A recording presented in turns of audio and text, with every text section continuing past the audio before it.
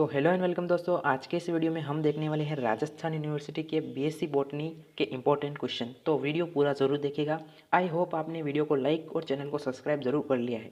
तो सबसे पहले स्क्रीन पर आप देख सकते हैं पहली यूनिट के इंपॉर्टेंट क्वेश्चन है सेल बायो के।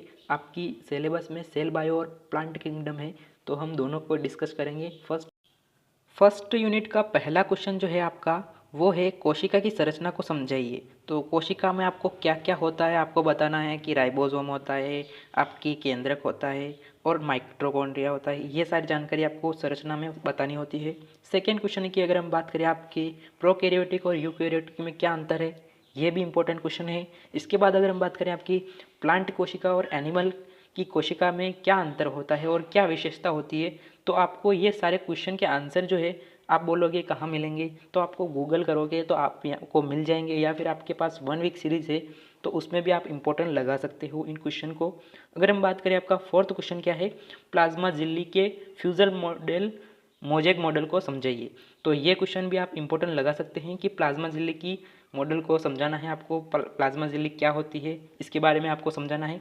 झिल्ली परिवहन क्या होता है, इसके विभिन्न प्रकारों को आप समझा सकते हैं। सक्रिय परिवहन, निष्क्रिय परिवहन, सुगम परिवहन परिवहन क्या होता है। अगर हम बात करें आपके सिक्स्थ क्वेश्चन क्या है, केंद्रक की संरचना।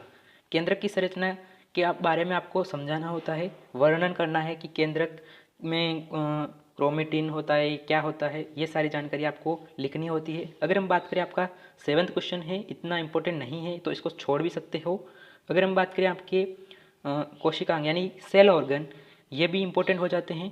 क्लोरोप्लास्ट के बारे में आपको बताना होता है और माइटोकॉन्ड्रिया के बारे में आपको बताना है और पैराऑक्सीसोम के बारे में आपको बताना है। ये सब आपको गूगल पे या फिर आपके 1 वीक सीरीज़ में पढ़ोगे तो उसमें इंपॉर्टेंट लगा सकते हो। और आने वाले समय में आपको इस चैनल के माध्यम से और भी इंपॉर्टेंट क्वेश्चन बताए जाते हैं। तो चैनल को सब्सक्राइब, वीडियो को लाइक ज़रूर कर लीजिएगा और टेलीग्राम चैनल को ज्वाइन ज़रूर कीजिएगा। आगे बढ़ते हैं। सेकंड क्वेश्चन है आपका माइटोकॉन्ड्रिया और क्लोरोप्लास्ट के अर्धस्वायत्त स्वभाव को समझाइए। तो देखो ये इतना इंपॉर्टेंट नहीं है।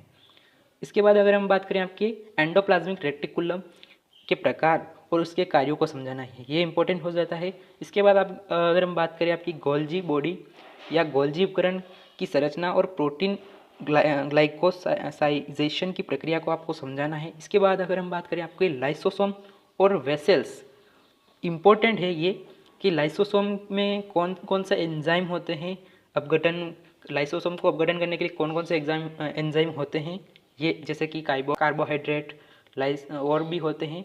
तो आपको ये बताना है कि लाइसोसोम के कार्यों का वर्णन करना है और वेसल्स के कार्यों को वर्णन करना है। अगर हम बात करें आपकी सेकेंड यूनिट, तो सेकेंड यूनिट पर आ जाते हैं।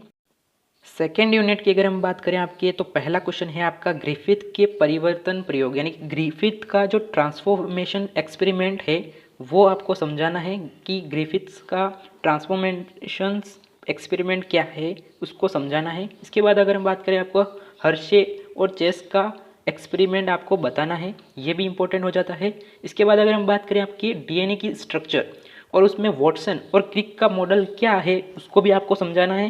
क्वेश्चन आपको थोड़ा बहुत अलग दिखने को मिल सकता है कि डीएनए की स्ट्रक्चर को आप को समझाइए, तो इसमें भी वही क्वेश्चन बैठेगा। तो अगर हम बात करें आपके फोर्थ क्वेश्चन की, तो वो है आरएनए के विभिन्न प्रकारों को, जैसे कि आरआरएनए, एमआरएनए, टीआरएनए, एसएनआरएनए की कार्यों का वर्णन कीजिए, ये भी इंपॉर्टेंट है। अगर हम बात करें आपके क्रोमोजोम पर कौन कौन से क्वेश्चन आ सकते हैं, तो क्रोमोजोम की स्ट्रक्चर, कार्य, और इसके बाद अगर हम बात करें आपकी क्रोमोजोम के प्रकार, जैसे कि मेटासेंट्रिक, सबसेंट्रिक, मेटासेंट्रिक और एक्रोसेंट्रिक और टेलोसेंट्रिक, इन प्रकारों को आप पढ़ सकते हैं। अगर हम बात करें आपके न्यूक्लियोसोम मॉडल को भी आप पढ़ सकते हैं, पर ये इतना इंपॉर्टेंट नहीं होता है न्यूक्लियोसोम मॉडल। तो अगर हम बात करें इसके बाद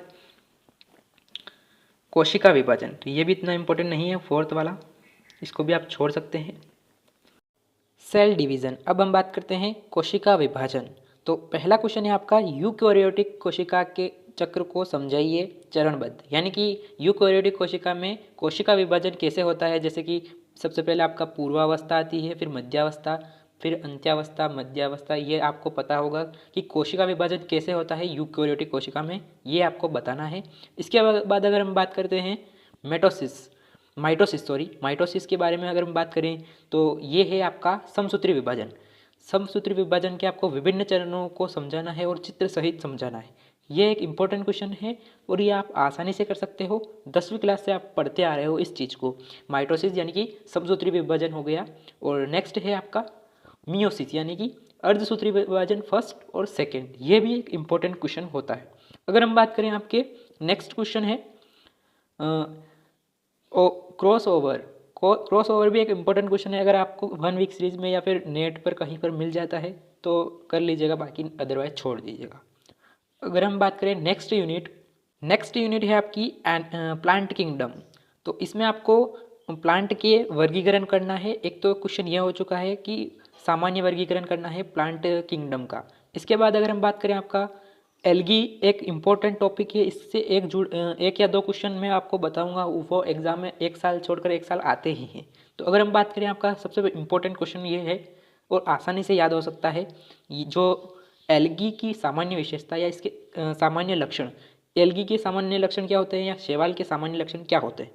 तो आपको विशेषता और लक्षण पूछ ले तो एक ही चीज़ होती है। अगर आगे समझ में, आपका सेकेंड क्वेश्चन है शैवालों का आवास यानी कि हैबिट।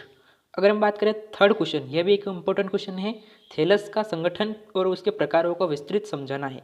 यह भी इम्पोर्टेंट क्वेश्चन है। इसके बाद अगर हम बात करें वेरी एमपी पांचवा और चौथा, शैवालों के प्रजनन के विभिन्न तरीकों को समझाना है, जैसे कि लैंगिक, अलैंगिक और ये जो होगा वेजिटेटिव यानी कि कायिक जनन को आपको समझाना है। शैवाल में 3 प्रकार के जनन होते हैं, वेजिटेटिव, सेक्सुअल और असेक्सुअल प्रजनन को आपको समझाना है शैवाल में। अगर हम बात करें आपका पांचवा क्वेश्चन, ये जो है आपके 1 या 2 साल छोड़कर आता ही है, तो इसको ज़रूर पढ़िएगा। फ्रिश के अनुसार शैवालों का वर्गीकरण और विभिन्न समूहों की पहचान कैसे करते हैं, ये जो एक इम्पोर्टेंट क्वेश्चन है। अगर हम बात करें आपका शैवालों की संरचना और जीवन चित्र इतना इम्पोर्टेंट नहीं है, पर उनका आर्थिक महत्व जो है इम्पोर्टेंट हो जाता है। जैसे कि नॉन स्टॉक एक इम्पोर्टेंट क्वेश्चन है, इसमें आपके आर्थिक महत्व इम्पोर्टेंट हो जाता है इसका। और वूचेरिया, इसकी आपको वर्गीकरण भी पढ़ लेना है, नॉन स्टॉक का वर्गीकरण कैसा होगा, वोल्वॉक्स का वर्गीकरण कैसे होगा। इसके बाद अगर हम बात करें नेक्स्ट यूनिट लाइकेन भी एक इम्पॉर्टेंट टॉपिक हो जाता है। तो इसमें लाइकेन की विशेषता क्या होती है, लाइकेन का आवास, लाइकेन की स्ट्रक्चर, ये कुछ आप पढ़ सकते हैं। ये टॉपिक लाइकेन में रिप्रोडक्शन कैसे होता है और लाइकेन की इकोलॉजी क्या की आर्थिक महत्व क्या होता है। ये इम्पोर्टेंट क्वेश्चन है कि लाइकेन का इकोनॉमिक इम्पोर्टेंस क्या होता है। मैं जब पढ़ता था तो उसमें आया था लाइकेन की वर्गीकरण को आपको समझाना है। तो एक ये इम्पोर्टेंट क्वेश्चन ये भी हो सकता है कि लाइकेन के वर्गीकरण को समझिए। अगर हम बात करें आपकी फोर्थ यूनिट कवक के सामान्य विशेषता या लक्षण बताइए। थैलस या संगठन क्या होता है, वो उसमें आया था, जैसे ही इसमें भी आया है। अगर हम बात करें आपके कवक में हाइफा के विभिन्न रूपों को समझाइए, ये इतना इम्पोर्टेंट नहीं होता है। फोर्थ क्वेश्चन है आपका हेटेरोकियोसिस और पैरासेक्सुअलिटी क्या होता है, ये आपको समझाना है। इसके बाद अगर हम बात करें आप पांचवा क्वेश्चन है आपका कवकों में न्यूट्रिशन और रिप्रोडक्शन कैसे होता है और इसके बारे में आपको बताना है। इसके अलावा आपके कवक का आर्थिक महत्व इंपॉर्टेंट हो जाता है। सातवां क्वेश्चन आपका वेरी इंपॉर्टेंट है, एलेक्सोपोलस का जो है आपका वर्गीकरण जो है इंपॉर्टेंट हो जाता है। वेरी आई एम पे एलेक्सोपोलस का वर्गीकरण को आपको समझाना है, एक इंपॉर्टेंट क्वेश्चन है। इसके बाद अगर हम बात करें आपके इतने इंपॉर्टेंट क्वेश्चन नहीं बचते हैं, ये पढ़ लीजिएगा एलेक्सोपोलस का नियम क्या है। इसी के साथ यह वीडियो का थैंक यू फॉर लिसनिंग। जय हिंद।